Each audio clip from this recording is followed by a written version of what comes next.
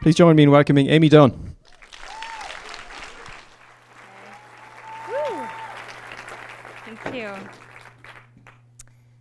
Have you ever wondered why you've chosen the path you have in life? I definitely have, and especially with my adventures. I live on the edge of North Vancouver. I have two amazing boys, a very supportive husband, parents who have always loved me unconditionally, and I really like the rain. And for all these things, I feel truly blessed. Life has changed over the past 20 years. I've evolved and adapted, and so have my adventures. At age 18, I decided to pursue triathlon pretty seriously, and I competed in the nationals my first year. But I realized, after a little bit of time and putting so much pressure on myself to be this mean, lean racing machine, that I was feeling a little bit isolated. So basically, I decided after chasing the wind with soccer for so many years, I had to take a different approach to my individual pursuits. So this is when the moment of magic happened. I discovered adventure racing. I loved that a sport that almost involved anything mucking about in the woods was considered training. Thought this was fabulous. And I also like to call it misadventure racing because anyone who has done this sport knows that nothing ever goes as planned. One of my favorite, or probably my most favorite race memory was my first race as a solo in a small town where my grandpa lived. I got so lost on a sabotage bike course, meaning that the course markings got torn down by someone. It took me over 10 hours to finish a race that was won in under 4. However, I was greeted at the finish line like a hometown hero, and also by a very worried grandpa. After trying a variety of races, there's so many distances to conquer in adventure racing, I packed up my truck by myself, threw in my mountain bike, and just decided to take a trip around BC to discover all the gems of little towns and all the trails. But the allure of that ultimate adventure race was still in the back of my mind. I think we all know what I'm talking about, the Eco Challenge. We all watched this on TV years ago. But I really had no idea how I could go about getting involved. But I call it serendipity. A few months later, I was asked by a team to be their female teammate heading to Moab, Utah in July 2006 for the Primal Quest, which was the modern day Eco Challenge. I remember our first training session starting, believe it or not, at midnight on a Friday after a long week of work. We jumped on our mountain bikes and ended up riding up and down snow-ridden logging roads for over 8 hours. And my training eventually evolved, spending a lot of time in the sauna to prepare for the 40-degree heat, which I was very terrified of. Also, in these races, it's really, really hard to stand out because there's world-class competition, there's all these big names, but I found a way. I was told by one of the members of the rappel safety team of the 4 rappels that we did that I was the first rappeller, let alone racer, they'd ever seen get their ponytail caught in their figure-8 rappel device. And this was 15 meters above the ground. Anyways, needless to say, we made it out of that. 800 kilometers later, 9 days, 23 hours of sleep, a dream was realized. You would have thought that coming home, I would have just taken this great endurance base and kept going in that direction. But I live in North Van, and the lure of my backyard was just too strong. I developed such a passion for mountain biking, and so I put away my spandex for a while, put on my baggies, and luckily had a bunch of amazing riders in my life.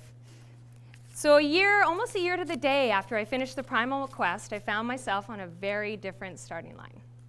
The race was called Psychosis. Psychosis meaning, yes, a loss of reason. It was a 4,000 foot vertical descent and considered the gnarliest, steepest, and most demented downhill race out there. So even my psychology degree did not deter me from jumping in my truck and heading to Golden to check this out. I remember standing at the starting line, looking down this steep chute of shale that we had to drop into by myself, overhearing one of the 6 ladies in this race talk about how she was so terrified the first time she came here that she cried inconsolably. And I also should mention it was also a paragliding launch where the start gate was, which made for a very interesting debate amongst a bunch of adrenaline junkies as to who was more nuts. So this race, I was the first racer on the course. I have to say it was a bit of a blur when I think back, but I managed to get through it. I wasn't last, and God, I feel the adrenaline still when I think about it. It was crazy.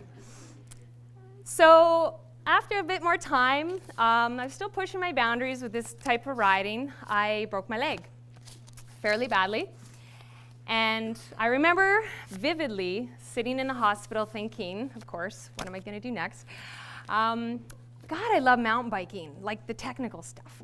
But God, I kind of miss that adventure racing and that endurance racing. So of course, the BC Bike Race jumped into my head. BC Bike Race is a 7-day stage race that features all the epic single track that BC has to offer. However, I was a little far from that, being in such a damaged state. So a few months later, I got married, hobbled down the aisle. The next summer, I had my son Cooper. But after a month or so, I already started thinking about what could be next. And of course, the BC Bike Race was still in the back of my head. So me and my husband decided, if we worked together, that we could get this done. Took a lot of creativity, but what it led to was a magical week of riding with my parents as my support and my son in tow. So after all these years, I think I figured out how I pursued this path to my adventures. I actually walked into my son's room, looked up on his wall, this is a true story, and saw a picture of Curious George.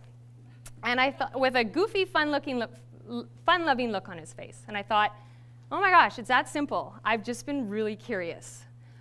Whenever curiosity planted something in my head, it was always, would I, should I, could I, and what would that be like? So right now, I'm the course manager for the Suburban Rush Adventure Race, a super fun race I've done many times. And I've also got a little side business making custom cakes.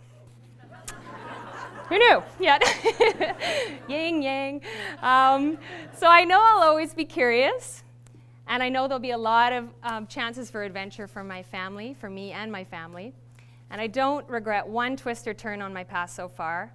And I just really hope to support my sons in whatever path they choose to take.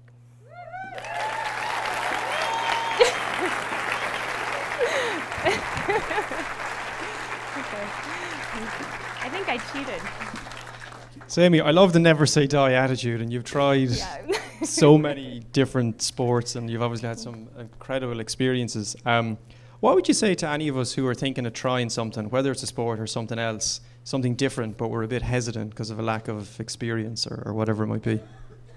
I would say, actually something I wanted to mention about the Curious George reference is don't be afraid to look silly or out of place. Not that I'm endorsing that, but I just think sometimes that people have this, this fear of looking like they don't know what they're doing. And I don't know, for some reason I wasn't born with that. So I think that's a good way to approach life. So yeah.